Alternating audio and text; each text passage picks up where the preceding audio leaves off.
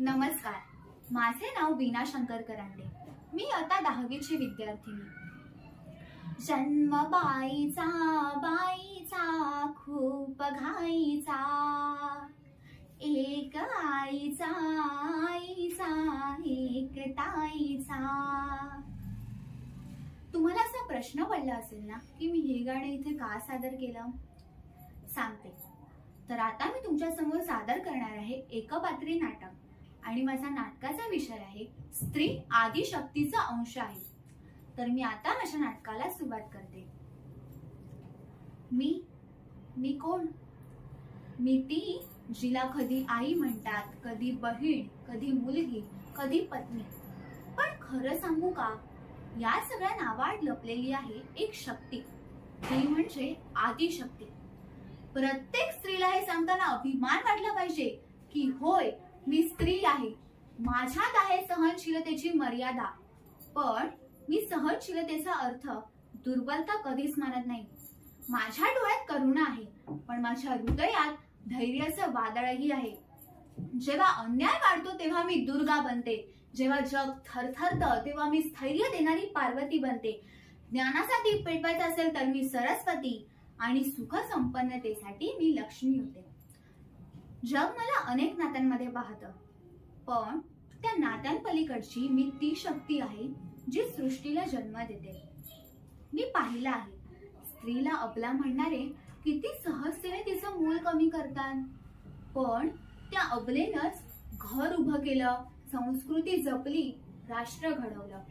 झाशीची राणी तलवार उचलली तेव्हा जग थरारलं. सावित्रीबाईनं शिक्षणाचा दीप पेटवला तेव्हा अंधार हटला. कल्पना चावला, सुनीता विलियम्स आकाशाला गवसणी घातली. म्हणून मी म्हणते, स्त्री आहे म्हणूनच ही सृष्टी सुंदर आहे. आज मी आई म्हणून जन्म देते, समाजाला घडवते, पण समाज मला कधी कधी जगू देत नाही. मी जगासाठी लढते, पण माझ्या स्वप्नांसाठी सुद्धा मला लढावं लागतं. तरीही मी हार मानत नाही. मी रडते, पण रडूनही उभी राहते. मी पडते, पण पुन्हा उचलून स्वतःला सिद्ध करते. माझ्या पायाखाली आहे धैर्य, माझ्या हातात आहे निर्माण शक्ती. पोरी, मला तुला एक किस्सा सांगावासा वाटतो. सांगू का ग? हो हो आजी, जरूर सांगा. तर आता मी तुला एक किस्सा सांगते एका तरुणीचा, जिला संपूर्ण देशानं निर्भया म्हणून ओळखलं. ती स्वप्नानं भरलेली होती. शिक्षण घेऊन डॉक्टर व्हायचं तिचं सपान होतं. एका रात्री तिच्या आयुष्यात अंधार उतरला. समाजातील काही राक्षसी चेहरे तिच्यावर झडपले. ती केवळ स्वतःसाठी नाही, तर समाजातील प्रत्येक स्त्रीच्या सन्मानासाठी ती लढली. ती जगली नाही, पण तिच्या वेदनेनं संपूर्ण देशाला हलवून टाकलं. कायदे बदलले, लोक जागी झाली आणि ती एक प्रतीक बनली स्त्रीच्या अस्मितेचं आणि न्यायासाठीच्या लढ्याचं.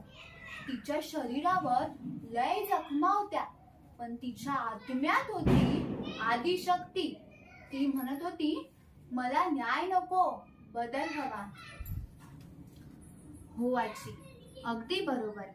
आज प्रत्येक स्त्री तिच्या नजरेत निर्भयतेचा तेज घेऊन उभी आहे. ती घाबरत नाही, ती झुकत नाही, ती उभी राहते आणि म्हणते, मी भीती नाही, मी शक्ती आहे. मी बळी नाही, मी बदल आहे. काळ बदलला, पिढ्या बदलल्या, तरीही कोणीतरी येऊन तिला विचारतं, तू हे का करत आहेस? का? कारण ती स्त्री आहे म्हणून? आजची स्त्री तिच्या हातात लाटणंही घेऊन उभी आहे आणि लेखणीही. ती स्वयंपाकही बनवते आणि समाजाला सुद्धा घडवते. आजची स्त्री केवळ स्वयंपाकघरात नाही, ती अंतराळात आहे, पोलीस दलात आहे, शिक्षण, क्रीडा, विज्ञान, तंत्रज्ञान सर्वत्र तिचं अस्तित्व आहे. ती विचार करते, ठरवते आणि निर्णय घेते. ती पुरुषाच्या बरोबरीने चालते. मित्रांनो, तुम्हाला माहित आहे का आदिशक्ती म्हणजे काय? अगदी बरोबर. आदी म्हणजे सुरुवात आणि शक्ती म्हणजे ऊर्जा. आदिशक्ती म्हणजे जी सृष्टीचा निर्माण करते आणि सृष्टीला घडवते, आणि ती म्हणजे स्त्री. म्हणूनच स्त्रियांना आदिशक्तीचा अंश असे म्हटले जाते. मनु ऋषींनी खूप छान श्लोक सांगितला आहे. तो श्लोक म्हणून मी या नाटकाचा शेवट करत आहे. यत्र नार्यस्तु पूज्यन्ते रमन्ते तत्र देवता, यत्र तास्तु न पूज्यन्ते सर्वास्तत्राफला क्रिया. अर्थात जिथे नारीला सन्मान दिला जातो, नारीची पूजा केली जाते, तिथे देव आनंदाने वास करतात. आणि जिथे नारीचा अवमान केला जातो, नारीला सन्मान दिला जात नाही, तिथे देव वास करत नाहीत व त्यांनी केलेले प्रयत्न सुद्धा निष्फळ ठरतात. म्हणून स्त्रियांचा सन्मान करा, त्यांना आदर द्या. स्त्री आदिशक्तीचा अंश आहे. धन्यवाद.